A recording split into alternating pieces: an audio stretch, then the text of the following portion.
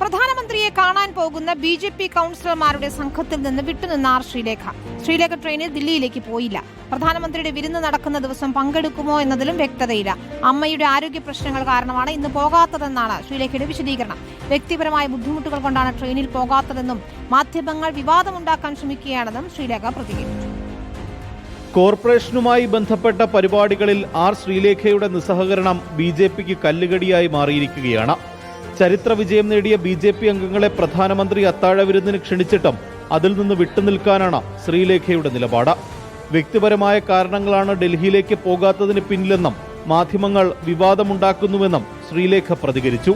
പ്രായത്തിൽ എനിക്ക് ഇത്രയും വലിയ ഒരു യാത്ര കേരള എക്സ്പ്രസ്സിൽ നടത്താൻ പ്രയാസമാണ് എന്ന് പറഞ്ഞു.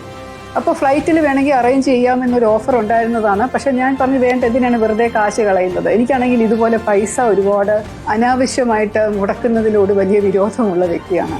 വിഷയം വിവാദമാക്കേണ്ടതില്ലെന്ന് ബി.ജെ.പി. നേതാവ് എസ് സുരേഷ്. മേയർ വി രാജേഷും സംഘവും ഉച്ചയ്ക്ക് തിരുവനന്തപുരത്ത് നിന്ന് പുറപ്പെട്ട കേരള എക്സ്പ്രസിൽ ഡൽഹിയിലേക്ക് തിരിച്ചു. സംസ്ഥാനത്ത് നിന്നും 119 പേരടങ്ങുന്ന സംഘമാണ് പ്രധാനമന്ത്രിയെ കാണാൻ ഡൽഹിയിലെത്തുക. റിപ്പോർട്ടർ, തിരുവനന്തപുരം.